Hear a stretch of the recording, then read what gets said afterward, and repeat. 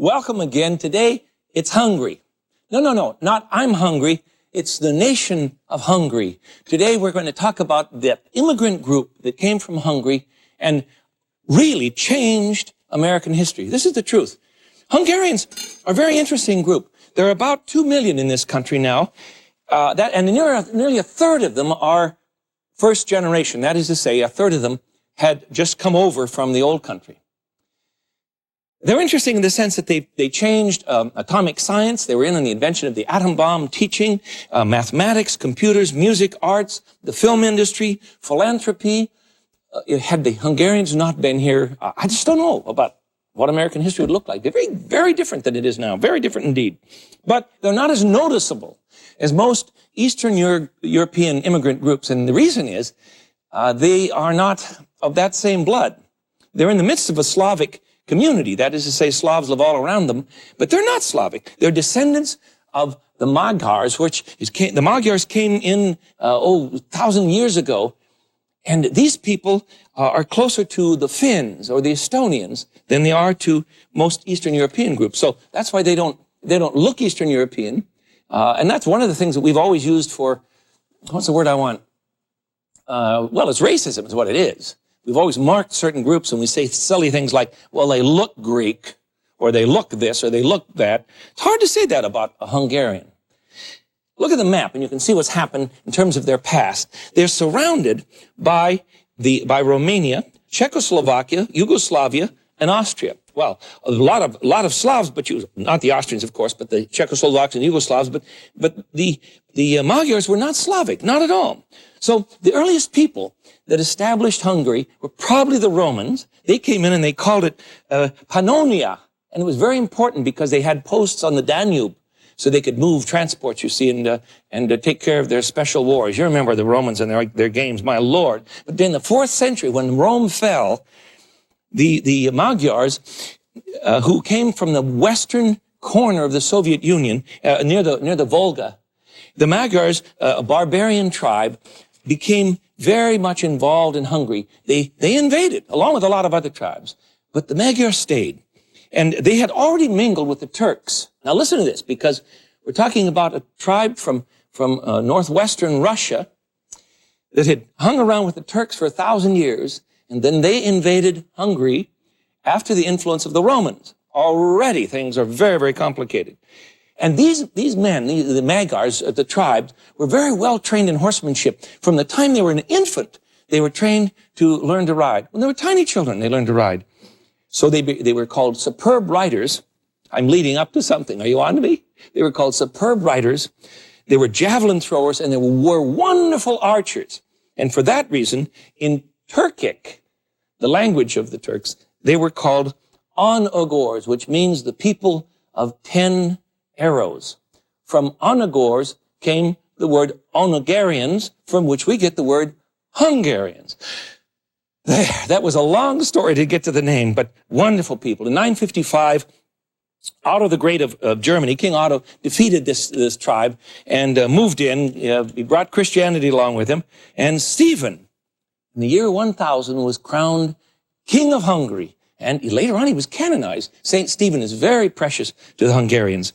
Well, anyhow, then the Ottomans, the Turks, took over again, and the Habsburgs in Vienna during the 1600s were fighting with the Turks over Hungary, and they liberated Hungary, and it wasn't really a bargain. The battle went on and on and on, and it wasn't until the late 1800s that things began to really settle in terms of political crises in Hungary. And in that time, a lot of people came to this country, a lot of Hungarians. Now, I'm going to talk about modern Hungary on another show. Hungarian food for me is so good that we're going to do a second show on Hungarian food. I do that with very few cultures, but Hungarian food's wonderful. But I'll tell you this, as a kind of prelude to our next discussion, Hungary was the first nation in the Soviet bloc to lift the Iron Curtain. That's not saying a small thing. That's pretty important. Now, a lot of Hungarian immigrants came to the United States. And you can go to Ron's supermarket in Los Angeles and do some shopping. And you'll find all sorts of Hungarian foods. Hungarian pickles, wonderful, wonderful pickles. Look at these. I found all kinds, big yellow ones. These have been stuffed with the yellow and red peppers packed. All of these are imported from Hungary. And here Are red peppers marinated? Aren't they gorgeous? Now, you're going to have to ask a question. You know that food has been short. Let's go. That's a sauce of tomato sauce and peppers. Oh, this stuff is so good. I've got it all here for us, too. You're going to have to ask a question. How come Hungary, being in the Soviet bloc, could export all this food? Well, the Hungarians are very industrious. Decide, Smith, which one? Take them both. That's all right. They're very industrious people. And they love peppers. They ship them out all over the world, and we certainly get our share. And sausages. The Hungarians make wonderful sausages. I suppose the Hungarian love for sausage had something to do with the Habsburgs, with the Viennese Empire 1,000 years ago. On the other hand, paprika, all the peppers that they love, came to Hungary we think with the Turks. Look at those sausages. This is Ron's. I told you that. In Los Angeles. It's on, I think it's on Sunset Boulevard.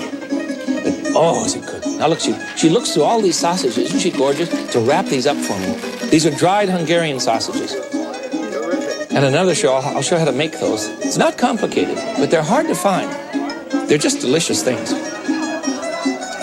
Look at them. Aren't they great? Aren't they great? That's Hungarian food.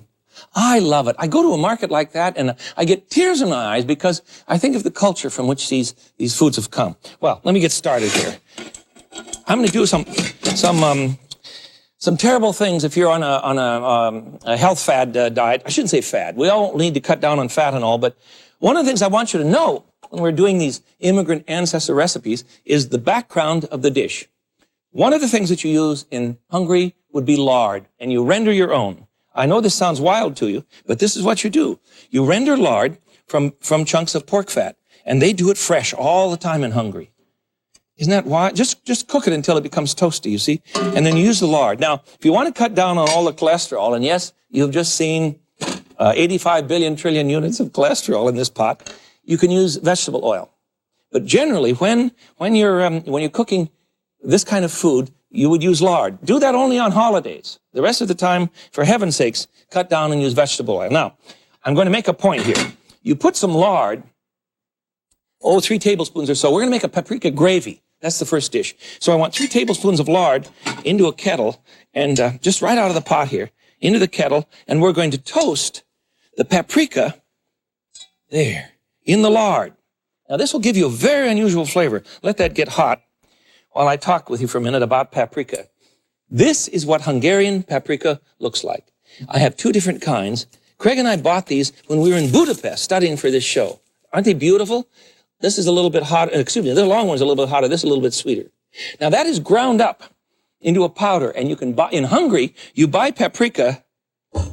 You got that? This is a kilo. This is a kilo. That's more than a pound of very good sweet paprika. Now, some paprikas are a little bit hot, but this is a sweet paprika. I just realized we got a hole in the side of the bag. I carried 4 of these in my suitcase back from Hungary. I don't know what the import man said when he went through the x-ray machine and he saw 4-kilo bags sitting in there. You know, I'm glad to be back. I don't know what else could have happened. Or you can buy it in little bags. But in this country, generally you buy good paprika like this, Hungarian paprika, and it says Sago on it, you see? This is Szeged, but anyhow, it's from the village of Sago. Now, Sago is the village from whence my friend Laszlo came, and Laszlo's the one who brought us all of this embroidery from Hungary and these pots. Isn't it beautiful? It looks like a gypsy attack in here today, doesn't it? Isn't it gorgeous? This old Hungarian embroidery is just very, very popular. I love this stuff. These belong to Laszlo. Actually, this black one I bought in Budapest. If you're wondering about traveling in Hungary, don't be nervous at all. Go. So much fun. All right, let's get started here. I need some paprika. I've already opened 1 big bag. And you use this stuff like mad in Hungarian food. It's so good. Now, I have my lard is hot, you see. 3 tablespoons. And now put in about 2 tablespoons of paprika, strictly to taste. And you can use hot or sweet, or a mixture of both. We're making paprika gravy. I better turn my pan down here. I don't want to burn that. And a wooden spoon. Where'd I put him? Here it is. Toast that for just a minute. And then we're going to add, there we go. And then we're going to add, for our gravy, we're going to add some garlic. Clove of garlic chopped. Where is it? Here we go. There's a good fat clove. There we go. Stir that in. Cook that a bit. And then we're going to add some onion. And just let all of this saute a bit. And then, ooh, this is great. You can see the smoke and the gases get in your eye. In my kitchen, when smoke gets in your eye, it's heaven. It's really fun. And we want to add about half a cup of tomatoes. Just a little tomato. There we go. So you cook this first. All these vegetables. And I need some peppers. Now, the peppers that I want to use, this is the most common kind of pepper that you find in the markets in Hungary. In this country, the closest thing you can find is something called cubanelle. Otherwise, you can try an Anaheim pepper. If you can't find a cubanelle, give it a shot with an Anaheim. And just throw these in. Remember, keep your fingers bent under. How many times do I have to tell you that? Just throw that in the pot, a couple of these. They're not hot. They're closer to salad pepper, but they have a wonderful flavor. And I'm not worrying about the seeds because I'm going to strain all of this. All right. Now, here we go. Let's see if I've got everything in here. We have lard, paprika, garlic, the peppers, the tomatoes, the yellow onion, and we're going to cook that for a while until it begins to collapse. Just a few minutes. And then we're going to add this. I never do this to you, so I must explain. In order to get a nice rich gravy like they have in Hungary, I did this. I cheated. I'm going to put in a teaspoon of chicken stock. Now, I'm using Miners. I think this is very good. Chicken base. I think it's very good stuff. Please don't use bouillon cubes. This is much better. You can find it in most markets now. Put in a teaspoon of that, just to give this a little bit of a kick. And we want 6 cups of beef stock. And, of course, I'm using my own good beef stock. 6 cups of beef stock. There. Now, I'm taking a lot of time to do this gravy because it is, how do you say, basic. Just basic to Hungarian cooking. Let that cook for about half an hour. Bring it to a boil and turn it to a simmer. Let that cook for about half an hour. And then we're going to thicken that. We're going to thicken that with sour cream and flour. You want a cup of sour cream. Where's my whipper here? A cup of sour cream and 3/4 of a cup of flour. 3/4 of a cup to 1 cup. And then just mix this all up. It gets to be very pasty. I'm not going to take time to do this. Besides, I'm making an awful mess here this morning. But anyhow, just do this and then stir it into the hot gravy. And don't worry about the lumps because you're going to strain this out. But do stir it in very firmly so that you shouldn't have many lumps at all. There we are. And when you finish, oh, this is good. When you finish, here's the gravy that you get. You see this? Isn't that beautiful stuff? And it's full of paprika. And it's, oh boy, is it versatile. Is it versatile? Wonderful stuff. Let me check my burner here. I want to be sure we've got enough water. The next one, another thing that's basic, paprika, peppers. And no, not all peppers are called paprika. The dried ones, incidentally, they probably came from Turkey with the Turks. And the village of Segal prides themselves in their ability to mellow out the peppers and invent what you and I love as sweet paprika. And paprika, Lord, the Hungarians just eat it like mad. It's just amazing. I was shocked to see that peppers are on sale on every street corner, and oh, it's fun. Dried ones, I've got some slides I'll show you next time on Hungary. But now I want to make a dumpling for you. And this is very, very simple. It's a good dumpling that probably came to them from the Viennese or the Germans. Now, some Hungarians are going to call me and tell me I'm a nasty person for even saying that, but those are the breaks, kids. Now, I want 2 eggs into a bowl. This is very much like a spätzle, which, of course, any German would claim, you see. Very much like a spätzle. Now we want the 2, oops, watch that. There you are. I'm doing the same thing you do, you know? You get those chips in your food, you can't help it. I want 2 tablespoons now of lard. And this is not hot. Otherwise, you'll cook the eggs. And I'm doing this just because I want the flavor. You can use oil if you like. 2 tablespoons. I'm using a soup spoon. That's why I put in 3. If you were watching closely, you know what had happened here. And then I want to add 2.5 cups of flour to my beaten eggs. Whip in the lard. We better get the other liquids in here first. 1/2 cup of milk and 1/2 cup of water. There we go. And I want to put in about, what do I want, a teaspoon? No, a fourth of a teaspoon. I want just a little bitty baking powder in my flour. So I'll put in about a fourth of a teaspoon of baking powder. Oh, I like them a little lighter than that. What's the difference? And a pinch of salt. And you be sure that you mix up the solids, you know, the flours and the spices and that sort of thing first. Otherwise, you'll get into trouble stirring them into liquids. There it is. That's enough. I'm just going to stir that with a fork. And then that'll do it. You want to blend the baking powder throughout, you see? And that goes into our blended flour, blended milk, water, a little bit of lard, and there we go.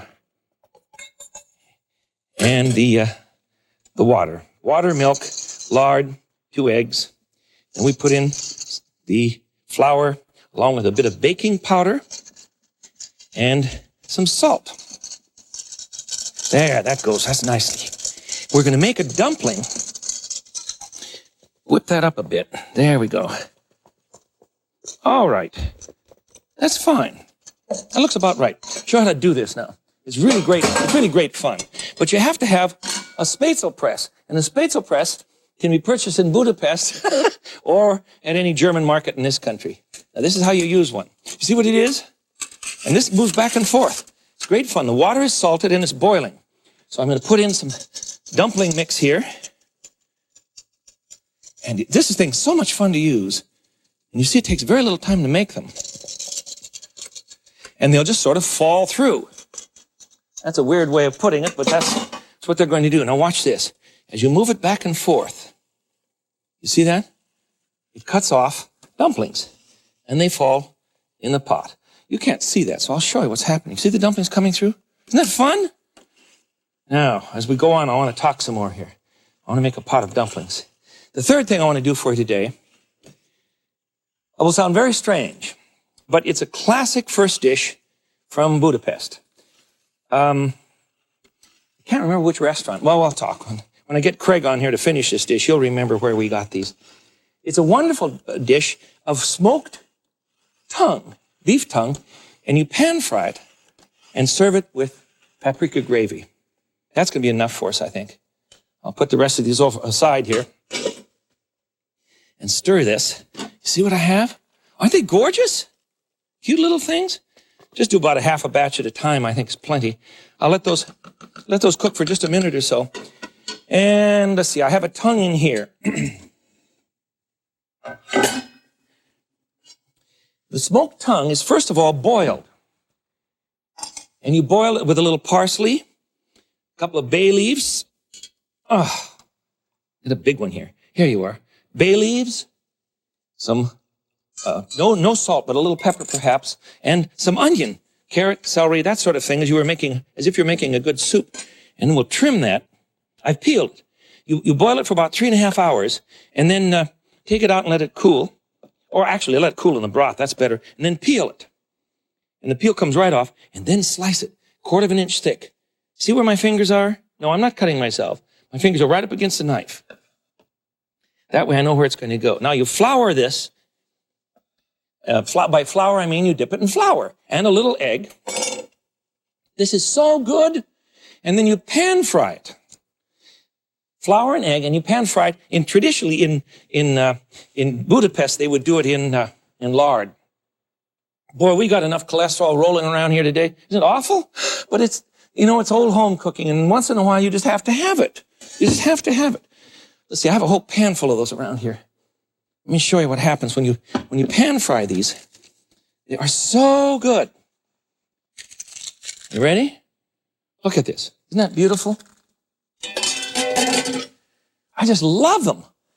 I had these for the first time. Postacozy, I think, yes, I'm sure. Postacozy, which means the post office stop in Hungarian. It's right on the edge of the city, near the river, and it's a lovely, lovely place. And they serve them thusly. Oops, hold it, I made a great mistake. Let me show you why. See what would happen if I put gravy on the top? It looked terrible.